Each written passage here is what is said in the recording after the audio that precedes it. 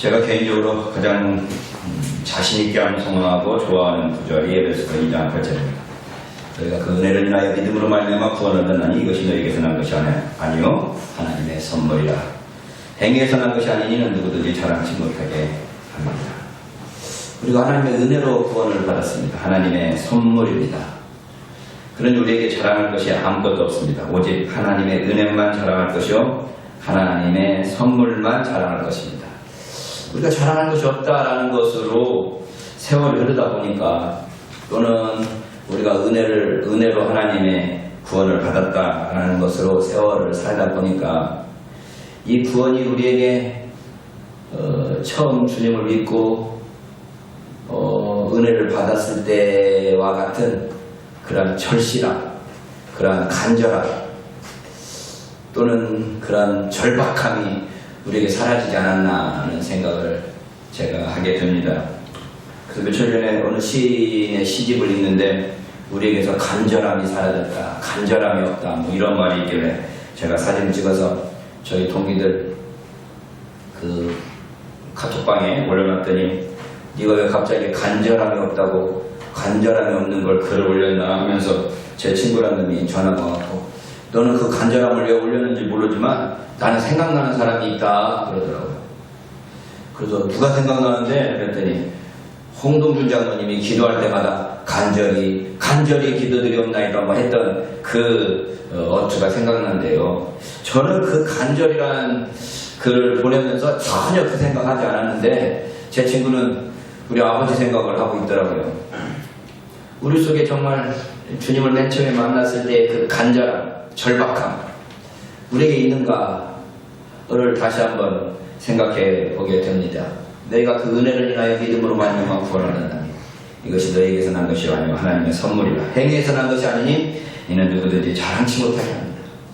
우리가 하나님의 은혜로 구원을 받아서 그 은혜로 받은 구원에 대한 감격과 감사, 그런 어떤 기쁨이 우리 가운데 있는지, 아니 우리 가운데 그걸 유지하고 있는지 우리 자신을 좀 생각해보고 살펴봤으면 좋겠습니다.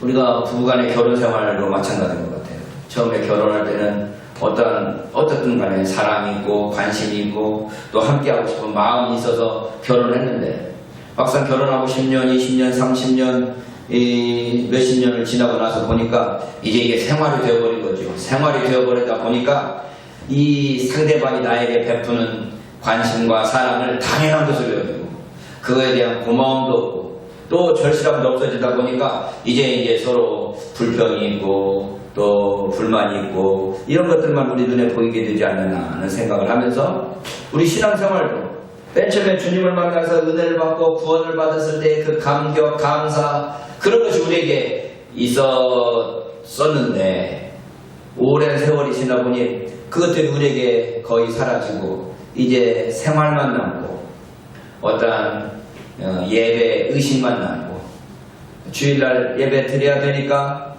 기쁨이 있어서 오는 게 아니고 신나서 오는 게 아니고 당연히 와야 되니까 오는 그런 모습으로 우리가 변질되어 있지는 않은가. 우리 자신의 처음 사랑, 처음 모습, 처음 신앙생활을 하던 그때의 모습을 좀 다시 한번 생각해 봐야 되지 않겠나, 이런 생각을 하게 됩니다. 제가 요즘에 금년에 제가 목표를 내가 1대1로 100명을 만나야겠다는 생각을 가지고 몇 사람 만났습니다. 뭐 바쁘다 보니까 그게 진행대로 스케줄대로 되지는 않지만 몇 사람을 만났는데, 대학 다닐 때 저를 기억하고 있던 사람들이 대학 다닐 때 저한테서 들었던 메시지를 저한테 다시 되돌리면서, 뭐 그때 목사님이 이런 메시지 했는데 그 메시지 지금도 제가 기억이 남습니다 막 이런 이야기 하면, 나는 그때 그런 설교를 했는데 지금 나는 어떤 모습으로 살고 있나 라는 생각을 하게 되는 거죠. 여러분 맨 처음에 주님을 믿고 어렸을 때부터 교회 다녔던 사람이 어쨌든 은혜를 받고 하나님을 알게 됐을 때 그 감격, 그 기쁨 여러분에게 지금 있습니까? 맨 처음에 예담교회를 개척해서 창립 예배를 드리고 하나님께 감사하며 이 교회를 내가 주님 앞에서 바르게 세워보겠다라고 기도하던 그 기도의 열심이 지금 우리에게 남아있습니까? 아이들이 몇십 명, 100명 넘게 모여서 짝짝짝 앞짝짓걸 떠들면서 함께 예수 믿고 함께 찬양하며 그렇게 신앙생활 하자고 아기들을 독려했던 그 믿음, 그 모습이 우리에게 있습니까? 저는 우리 처음 살 첫 번째 모습, 맨 처음에 우리가 예수를 믿게 됐을 때의 모습, 맨 처음에 우리가 예남교회를 시작했을 때의 모습, 또 우리가 맨 처음에 사람을 만났을 때의 그 모습, 이것들을 좀 다시 한번 기억하면서 너희가 그 은혜를 인하여 믿음으로 말미암아 구원을 얻었나 이것이 너희에게서 난 것이 아니오 하나님의 선물이다. 행위에서 난 것이 아니니 이는 누구든지 자랑치 못하게 하려 함이라는 이 말씀대로 우리가 정말 그 하나님의 선물을 맨 처음에 받았을 때 그 감격, 그 기쁨, 그 감사를 잃지 말아야 되는데 그 선물을 받으라고 30년, 40년 살다 보니까 이제 그거에 대한 감격, 감사 그런 것들이 사라져 버린 거죠. 그럼 뭐만 남게 되느냐? 그 선물을 받은 결과는 남아있어야 되는 거거든요. 그 결과가 뭐냐면 10절에 이렇게 되어 있네요. 우리는 그의 만드신 바라 그리스도 예수 안에서 선한 일을 위하여 지으심을 받은 자니 이 일을 하나님이 전에 예비하사 우리로 그 가운데서 행하게 하려 하십니다. 하나님께서 우리를 은혜로 부으셔서 구원을 받게 하신 이유가 뭐냐 하면 선한 일을 하기 위해서, 착하게 살기 위해서 우리를 만드셨다는 거예요. 저는 오늘 이 말씀을 다시 한번 생각해 보게 됩니다. 예수 안 믿는 사람들, 종교를 가지지 않은 사람들이 대부분이 뭔 말하는가 하면 예수 믿어 괜찮아 착하게 살자는 거 아니야? 불교 믿어 괜찮아 착하게 살자는 거 아니야? 어차피 불교를 믿든지 기독교를 믿든지 다 같이 착하게 살라고 가르치는 건데 어떤 종교를 가지는데 무슨 상관이 있어? 어쨌든 종교를 가져서 착하게 살자. 이게 우리 예수 안 믿는 사람들, 교회 다 바깥에 다니는 사람들이 하는 말인 것 같아요. 교회 다니면 착하게 살자는 거지 뭐, 절에 다니면 착하게 살자는 거지 뭐, 이렇게 다 생각하고 있는데 우리는 예수 믿음으로 말미암아 구원 얻었고 구원 얻은 것이 하나님의 은혜로 하나님의 선물로 되었다는 것에 대한 마음을 가지고 있다 보니까 내가 착하게 살아야지, 바르게 살아야지, 옳게 살아야지, 다른 사람들을 도우면서 살아야지라는 마음들이 별로 그렇게 마음속 깊숙이 자리 잡고 있지 않은 것 같아요.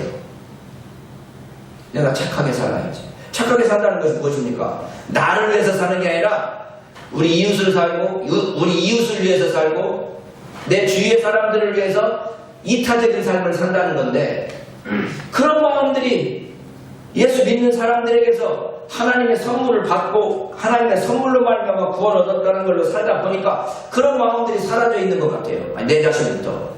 너무 이기적이 되어 있고, 내 자신만을 생각하고, 그리고 내가 먼저 이타적인 생각 가지고 섬기고 봉사하기보다는 다른 사람들이 예수 믿는 다른 사람들이 그렇게 살지 못하는 것에 대해서 비판하면서 나 자신은 그렇게 살지 않는 그런 모습들로 변화되지 않았나 라는 생각을 하게 됩니다. 여러분, 우리가 예수를 믿는 것은 선한 일을 위해서, 그리스도 예수 안에서 선한 일을 위하여 지으심을 받은, 착한 일 하라고 지으심을 받은. 착한 일이라는 건 이기적인 게 아니고 이타적으로 다른 사람을 위해서, 이웃을 위해서, 정치인들이 잘 쓰는 것처럼 나라, 민족을 위해서, 인류를 위해서 내가 착하게 하는 일이 무엇인가에 대한 고민, 착한 일이 무엇인가에 대한 고민을 해봐야 된다는 이야기죠. 그러기 위해서 우리가 착한 일을 위하여 지음을 받은 자들이라는 것을 잊지 말아야 됩니다. 우리가 착한 일을 위해서 지음을 받은 날이다. 지음을 받은 사람들이다. 그럼 어떻게 해야 될까요? 바울의 그 다음 말은 에베소서 2장 11절에 이렇게 되어 있습니다. 그러므로 너희들은 생각하라는 것입니다. 그때 너희들은 육체 안에서 이방인들, 즉 육체 안에서 손으로 행한 할례자들이라고 불려지는 자들에 의하여 무할례자들이라고 불려지는 자들이었다. 바울이 우리에게 권면하는 첫 번째 권면이 무엇입니까? 생각하라는 거예요. 생각하라. 바울이 2장 앞부분에서도 지금과 그때를 비교하여서 2장 1절에서 허물과 죄로 죽었던 너희들이라고 말하고 있죠. 과거에 우리는 이러이러한 형편이었는데 지금 현재 우리는 이렇게 변화된 모습이라고 4절에서 7절까지 해서 말했는데, 이제 다시 우리에게 생각하라고 명령하면서 뭘 생각하라고 말하는가 하면 너희들이 예전에 어떤 사람이었는가를 생각하라는 것입니다. 너희들이 예전에 어떤 사람이었느냐? 이방인들이었다는 거예요. 이방인들. 우리의 옛날 모습은 무할례자들이었습니다. 이방인들이었습니다. 우리 육체에 하나님의 약속의 표시로 할례를 받았던 그 할례가 없는 자들이었습니다. 손으로 행한 할례자들에 의하여 무할례자들이라고 불려지던 자들이었습니다. 여러분, 우리가 하나님의 은혜 바깥에 있는 육체로는 이방인이었다는 사실을 기억해야 됩니다. 내가 과거에는 하나님을 알지 못하고 하나님의 은혜를 받을 수 없는 이방인이었습니다. 무할례자들이었습니다. 하나님의 약속의 표시가 우리에게 없는 자들이었습니다. 그런데 바울이 여기서 표현하고 있는 표현이 아주 재밌습니다. 손으로 행한 할례자들에 의하여 무할례자들이라고 불리던 자들이다. 우리는 무할례자들이었는데 우리를 무할례자들이라고 이방인이라고 지적했던 그들은 어떤 자들이었느냐? 손으로 행한 할례자들이다. 겨우 자기 손으로 자기가 만들어 놓고 우리 스스로 할례자라고 자기 자랑을 하는 그들에 의해서 우리가 무할례자들이라고 불려졌다라고 하는 겁니다. 유대인들은 하나님의 백성이라는 자부심이 넘쳐나죠. 하나님의 백성이 아닌 이방인들을 우습게 알면서 정말 말 그대로 돼지 취급했습니다. 그래서 자기들은 나는 할례자야, 나는 할례 받은 자들인데 너희들은 무할례자들이지 라고 다른 사람들을 무시했는데, 오늘날 우리들은 과거에 우리가 무할례자였고 이방인이었다는 사실을 잊어버리고 이제 우리가 은혜로 하나님의 백성이 되었고 하나님의 자녀가 되었다는 그러한 자부심, 그러한 자랑, 이것들이 우리에게 너무 많아서 쉽게 다른 사람을 정죄하고 쉽게 다른 사람을 비판하고 있지는 않은가 라는 생각을 하게 되는 겁니다. 우리가 이방인이었는데 이제는 이 하나님의 자녀가 되었다고 쉽게 다른 사람들을 이방인 취급하고 무할례자들을 취급한다는 거죠. 그래도 우리 과거에 우리가 어떤 사람이었는가를 다시 깊이 생각해 보라는 것입니다. 12절에 그 과거의 우리의 모습이 계속해서 이어집니다.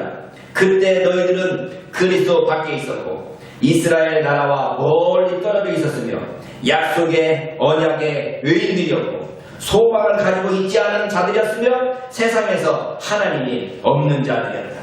우리가 그때 그리스도 밖에 있었습니다.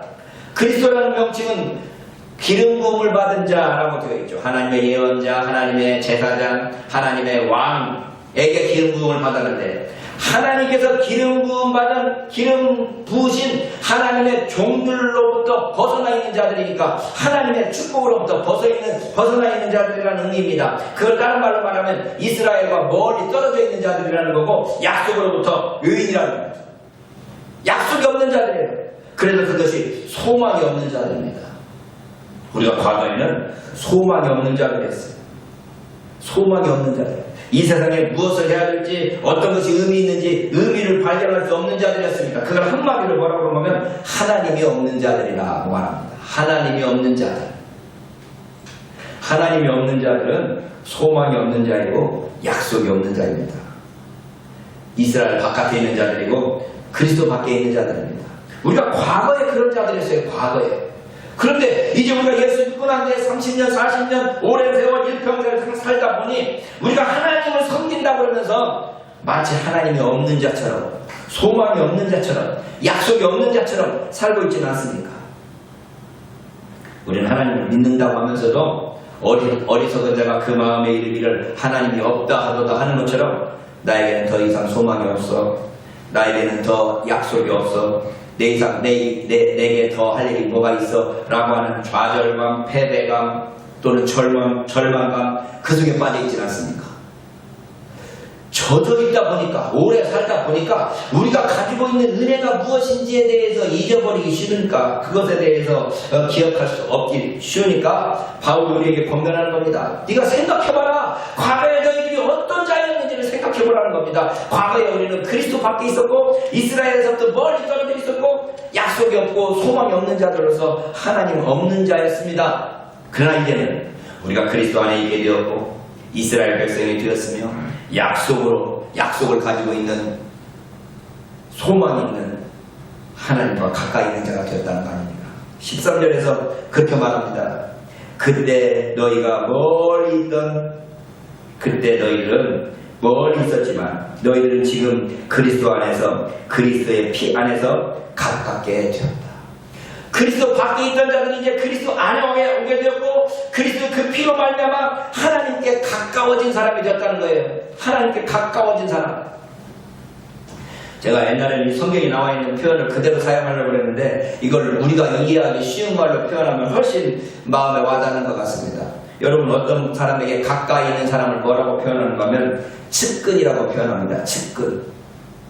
여러분, 요즘에 대통령 선거를 앞두고 대통령 후보자들의 측근들이 이런 일 했다 저런 일 했다 이런 말들이 떠돌고 있지 않습니까? 대통령 후보자의 측근이라도 되고 싶어서 그 사람하고 만나려고 애쓰는 사람들을 제가 봅니다. 네? 한 번이라도 나가면 사람들이 거기에 다 모여갖고 자기가 지지하는 후보를 환호합니다. 누구누구의 측근, 가까이 하고 싶은 그 사람에게 가까이 있고 싶은 거죠. 하나님께 가까워진 사람이 되었습니다. 하나님의 측근이 되었습니다. 여러분, 우리가 과거에 하나님이 없는 자고 소망이 없는 자고 약속도 없는 자였더니 지금 이제 그리스도 안에서 그의 피 안에서 하나님과에 가까워진 사람, 하나님의 측근이 되었습니다. 여러분, 하나님의 측근으로서 산다는 것이 얼마나 큰 일인지 여러분 아십니까? 우리가 그 하나님의 측근이라는 걸 기억해야 돼요. 하나님께 가까이 와 있는 사람이라는 걸 기억해야 됩니다. 그래서 14절에 그 하나님께 가까이 오게 된 그 동기를 이야기하고 있습니다. 14절, 왜냐하면 그는 우리의 평화요 둘을 하나로 만든 분이며 울타리에 담을 허신 분이며 그의 육체 안에서 원수를 허물어버리고 원수관계의 적의를 허물어버리는 분이시다. 우리가 하나님께 가까이 하나님의 측근이 된 이유가 무엇입니까? 그거 누구로 말미암아 그렇게 되었습니까? 주님 예수 그리스도로 말미암아 하나님의 측근이 되었다는 것입니다. 예수께서 우리의 평화이신 분이고 예수께서 우리의 화평이신 분으로서 둘을 하나로 만드셨습니다. 여기 둘이 하나님과 우리의 둘인지 이방인과 유대인 사이의 둘인지 어쨌든 둘을 하나로 만드시고 울타리로 담을 하셔서 육체 안에서 원수된 것을 허물어 버려서 주님과 우리가 하나가 되게 하고 하나님과 우리가 하나가 되게 해서 하나님과 가까이 갈 수 있게 만든 분이 바로 주님이십니다. 이방인과 유대인이 하나가 되어서 하나님께 가까이 가게 만드신 분이 하나님이십니다. 그리스도십니다. 그리스도가 우리의 평화라는 사실, 그리스도가 우리의 평화라는 사실을 기억하고 잊지 말아야 됩니다. 예수 믿는 사람은요, 내가 손해본다 할지라도 원수를 갚는 게 아니라 오히려 원수를 사랑하는 자들입니다. 내가 그들에게 해를 당했다 할지라도 그 해를 눈은 눈으로 이는 이로 되갚아주는 자가 아니라 그 원수까지도 가슴에 안고 품에 안을 수 있는 하나님의 평화가 바로 저와 여러분들입니다. 예수 그리스도께서 바로 우리의 평화가 되어서 막힌 담을 허시고 중간에 가로막혀 있는 담을 허물어버려서 원수까지도 하나 되게 만드신 분이라고 합니다. 주님께서 우리의 평화이십니다. 우리도 그분의 평화를 따라서 우리도 이 세상의 평화가 되어야 됩니다. 우리가 옛날에 자주 불렀던 찬양이 있죠. 주는 평화 막힌 담을 모두 하셨네. 주는 평화 우리의 평화. 주는 평화 막힌 담을 모두 하셨네. 주는 평화 우리의 평화. 주는 평화 막힌 담을 모두 하셨네. 주는 평화 우리의 평화. 염려다 맡기라 주가 돌보시니. 주는 평화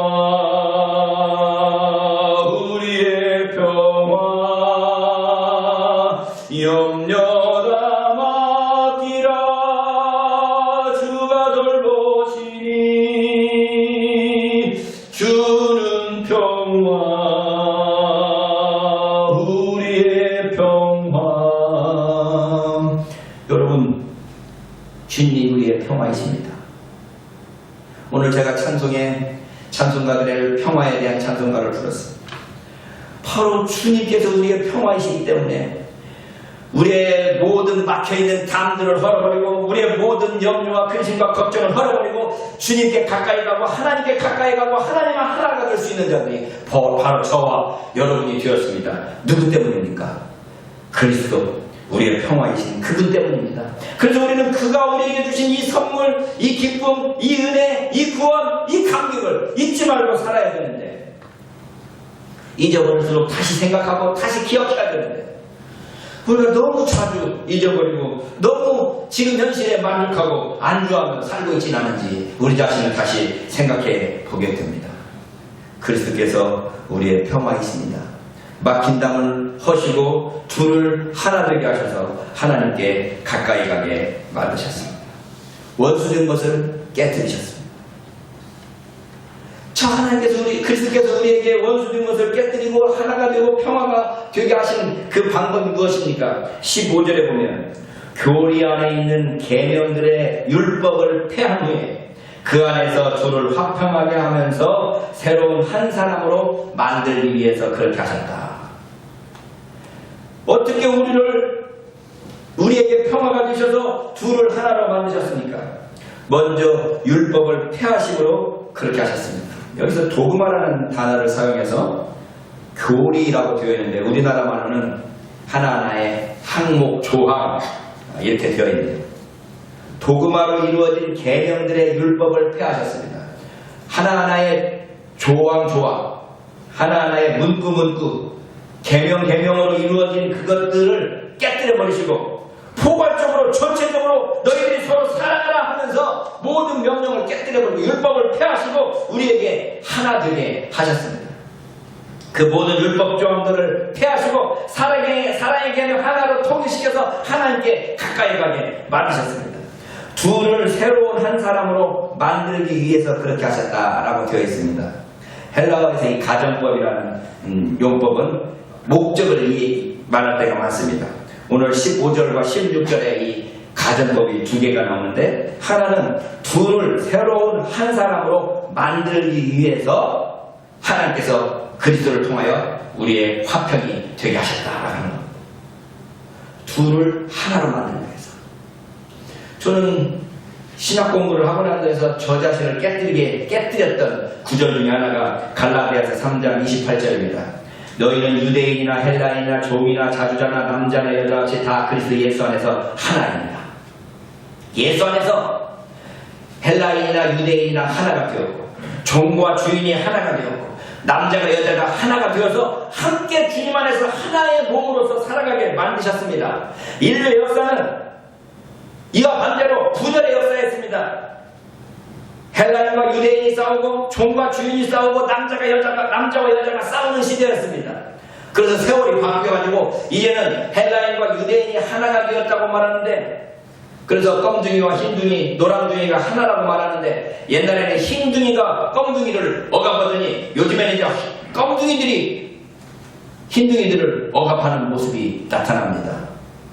우리 아들 회사에 남아프리카 공화국, 남아공에서 온 백인 직원이 있는데 너는 왜 한국에 왔냐 그랬더니 남아프리카 공화국의 흑백 갈등이 심하다가 만델라로 말미암아 흑인들의 인권이 존중되기 시작하면서 흑인들을 우선 채용하다 보니까 자기 같은 백인은 취직하기가 어려워서 한국까지 왔다는 거예요. 여러분, 흑인과 백인이 함께 더불어서 살아야 되는데 이제까지 백인이 흑인을 지배하다 보니까 이걸 거꾸로 해서 이제 흑인이 백인을 지배하면 이건 똑같은 사회입니다. 이게 모든 데를 다 적용될 수 있습니다. 주인이 종을 억압하던 시대에서 이제 종이 좀 주인을 억압하겠다고 나서면 이건 똑같은 사회입니다. 종과 주인이 하나가 되어서 살아야 되는데 주인이 종을 억압하다가 종이 주인을 억압하는 시대가 되면 이건 똑같은 억압의 사회라는 이야기입니다. 요즘에 페미니즘이 왜 이렇게 욕을 얻어먹습니까? 이제까지 남자가 여자를 학대하고 이 남자가 여자를 지배했던 사회에서 둘이 평등한 사회가 되는 게 아니라 이제는 여자가 남자를 지배하려고 하는 세대가 되어버렸습니다.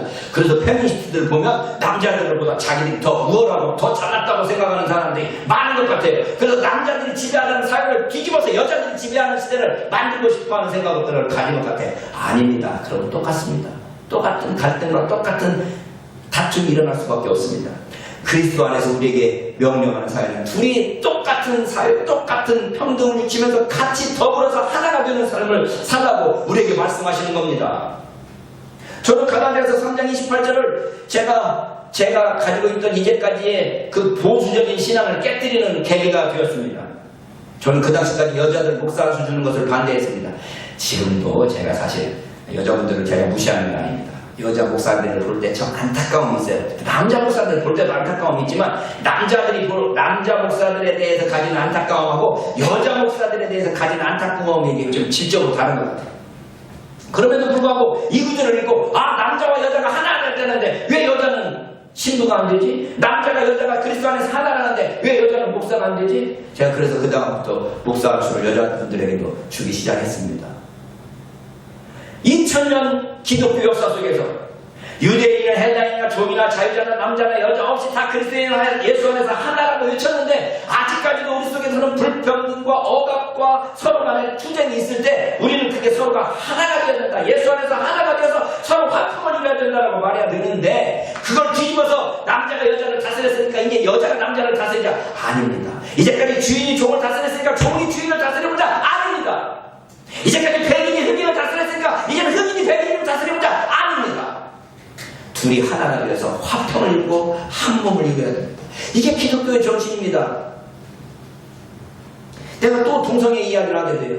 동성애가 우리가 이해할 수 없고 우리가 받아들여줄 수 없지만 그들도 사람이라는 것을 인정하고 그들도 그리스도 안에서 하나가 될 수 있다는 것으로 인정해야 되는 게 기독교의 바른 정신 아니겠습니까?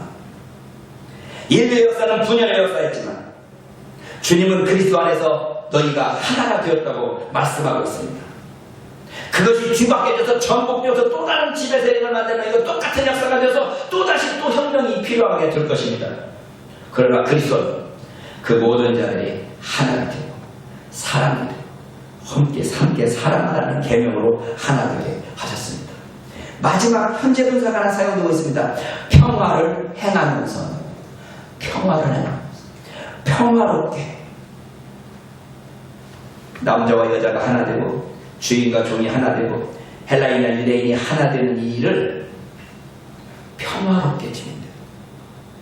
이 평화롭게 진행되려니까 시간이 길게 걸려요.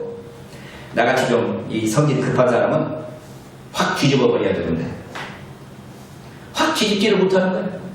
평화롭게 해야 되니까. 평화롭게. 여러분 적폐 청산한다고 난리칩니다. 50년 70년 동안 군사 독재 사회에서 이제까지 쌓여있던 그 적폐를 치우려고 그 적폐를 해소하려고 난리를 치는데 그 적폐 세력이 이제까지 그 적폐를 해결하려고 했던 니들도 적폐라고 해서 덜면들면서 또 적폐를 해결하자고 그럽니다. 평화롭게 하려니까 시간이 많이 걸립니다. 백성들을 설득해야 됩니다. 우리가 이제까지 군사 독재 시대에서 전체주의 문화 또 군사 문화를 교육받았는데 내가 자유롭게 창의롭게 생각하는 것에 대해서 우리가 배워보지는 않았어요. 그래서 창의력이 없습니다. 새로운 걸 생각하려고 하는 그런 생각들이 없어요. 그리스도 안에서 하나됨을 이루어야 됩니다. 분열의 역사 속에서 평화롭게 평화를 행하면서 그리스도의 그 정신 화평을 이루고 서로 하나 되는 길을 이루어가야 됩니다. 16절에 말합니다. 그 안에서 저기를 소멸하신 후에 십자가를 통해서 하나님에게 한 몸 안에서 둘을 화목하게 하기 위해서 아까 15절에서도 가정법으로서 둘을 새로운 한 사람으로 만들기 위해서 그랬는데 16절에서는 둘을 한 몸 안에서 화목하게 하기 위해서라고 말합니다. 한 사람으로 만들고 화목하게 만들기 위해서라는 겁니다. 하나님께 한 몸으로 둘을 화목하게 해야 됩니다. 그게 바로 십자가를 통해서 이루어진다고 말합니다. 예수 그리스도의 십자가를 통해서 이 화목이 이루어집니다. 화평이 이루어집니다. 평화가 이루어집니다. 십자가 정신은 다른 게 아닙니다. 내가 살기 위해서 너를 죽이려고 하는 세상 문화하고 달리 너 살아라 내가 죽을게 하면서 대신 십자가에서 죽어주는 게 십자가의 정신입니다. 저는 십자가의 정신을 들으면 듣고 깨닫고 묵상하면 묵상할수록 이거 내가 할 수 있는 일이 아니구나 하는 생각이 듭니다. 너를 살리기 위해서 내가 죽어줄게. 이게 십자가입니다. 내가 이렇게 해줄 수 있는 존재는 우리 아들밖에 없습니다. 내가 죽어줄 테니까 너 살아. 이게 해줄 수 있는 건 우리 아들. 내가 우리 아들을 위해서 할 수 있을 것 같아. 요즘은 조금 넘어지니까 이제 죽을 때 다 됐으니까 내가 각시를 위해서 해줄 수 있을 것 같아.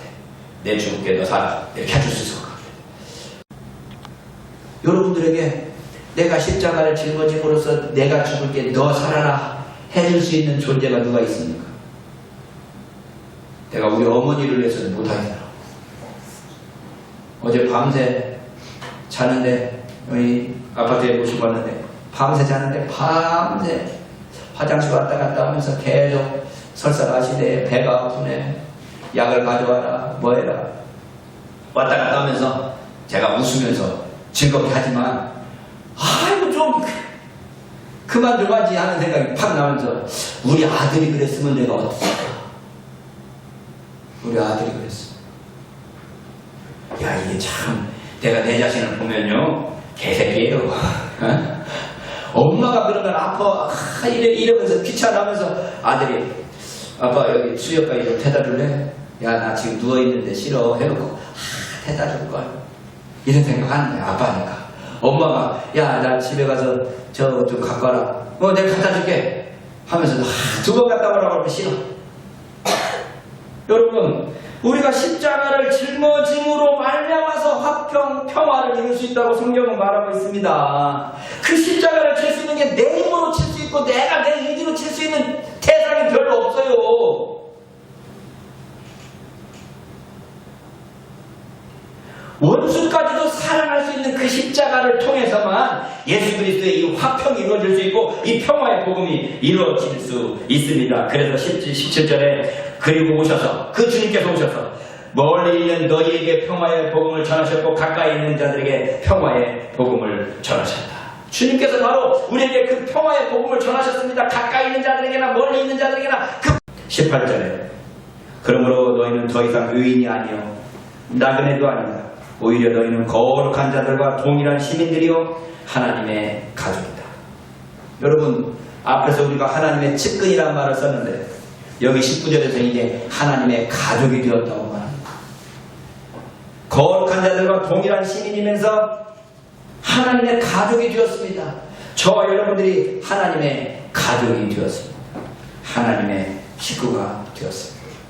그래서 20절, 21절, 22절을 보면 이제 그리스도 안에서 사도들과 선지자들의 기초 위에 건축되어 예수 그리스도를 모퉁이 돌 삼아서 그 안에서 모든 건물이 서로 연결되어 주 안에서 거룩한 집으로 자라갑니다.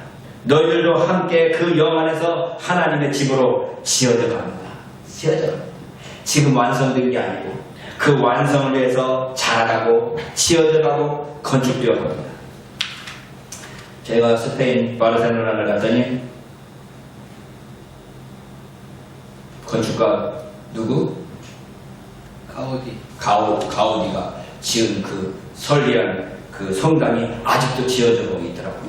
금년인가 내년인가 완성된다는 거 제가 얼핏 본 것 같은데 아직도 짓고 있어요. 아직도 짓고 있어요. 200년 됐다는데 200년 됐다는 그 건물이 아직도 지어져 있어요. 근데 하나님의 집을 예수님이 오셔서 짓기 시작했고 지금 2000년이 되도록 2100년이 다 되도록 지금도 짓고 있어요. 지금도. 어렸을 때는 제가요 확신하는 걸 아주 강조했습니다. 믿음의 확신, 구원의 확신, 기도응답의 확신 막 이러면서 확신을 강조했는데 이제 세월이 지나가니까 이 확신이 아니고 내가 그 확신으로 나아가는 일이구나. 그 확신을 향하여 나아가는 일이지 내가 언제 확신할 수 있겠어요. 확신. 이 확신이 많은 경우에 자기의 자기 최면에 걸려갖고 자기가 도취되고 자기가 확신하다 보니까 다른 사람들은 막 쉽게 정죄해요. 너무 쉽게 확신하지 마세요. 너무 쉽게 확신하지 마세요. 내 것이 잘못될 수 있다는 것을 항상 이 생각을 하면서 내가 확신을 향하여서 나아가는 거지 내가 지금 확신하고 있으면 쉽게 다른 사람은 정죄하기 쉽습니다. 나는 의롭다라고 확신하면 안 돼요. 하나님께서 나를 의롭게 해주실 거라고 믿는다. 이거 확신해야 되면 내가 지금 의롭다라고 확신할 수가 없어요. 그리스도 안에서 하나의 건물이 모든 건물이 서로 연결되고 주 안에서 하나가 되어서 자라갑니다. 성전이 되어갑니다. 하나님의 거하실 처소가 되어져갑니다. 지어져갑니다. 저는 이 과정 하나님의 성전으로 지어져가는 이 과정이 있다는 사실을 잊어버리지 말아야 될 것 같습니다. 저와 여러분들이 그 하나님의 집으로 지어져가는 그 모습, 그 마음 잊지 말아야 될 것 같습니다. 제가 중간에 한번 자를까 하다가 그냥 마지막까지 했습니다.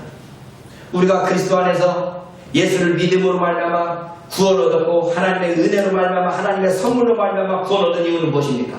우리로 하여금 착한 일을 하도록 구원 하셨어요. 우리가 착한 사람이 되도록 우리를 구원하셨어요. 그 착한 사람이 되도록 하신 그 그리스도는 어떤 존재인가 하면 화평이셨습니다. 둘을 하나로 만드셔서 가로 막힌 모든 담을 다 허신 분이셨어요. 그리고 저와 여러분들에게 그 화평의 사도로서 이 땅에 살도록 말씀하십니다. 십자가 안에서 자기 희생의 삶을 통해서 그리스도의 길을 걸어가도록 우리에게 요구하십니다. 완성된 게 아니고 지금도 계속해서 지어져가고 지금도 계속해서 자라가도록 우리에게 명령하십니다. 사랑하는 자매 여러분, 우리가 이 교회 안에서 여기에서 오늘 말씀을 듣고 배우면서 잊지 말아야 되는 것, 우리가 하나님의 은혜로 말미암아 구원 얻었지만 그 구원 얻은 결과가 무엇인가 하면 착하게 선한 행실 가운데 살아야 되는데 그 착하게 사는 그 길이 뭐냐? 십자가 안에서, 예수 그리스도 안에서, 예수 그리스도 안에서 그 십자가를 짊어짐으로 우리가 그의 화평을 이룰 수 있습니다. 우리 모두가 이 세상에서 주님의 제자로서 평화의 사람, 평화의 사람, 화평을 이루는, 화평케 하는 자, 우리 모두가 될 수 있기를 주님의 이름으로 축원합니다. 주님 감사합니다. 바울이 우리에게 너희들은 생각하라 라고 명령하였는데 우리가 우리 자신을 생각하고 우리가 가지고 있는 믿음을 생각하고 우리가 지금 어디까지 나왔는지 우리의 현재의 모습을 생각하여 우리가 주님의 뜻을 이룰 수 있는 저들이 될 수 있도록 복내려 주시옵소서. 주님의 그 크신 사랑을 깨달을 수 있는 저들이 되도록 복내려 주옵소서. 예수 그리스도의 이름으로 간절히 기도드립니다. 아멘.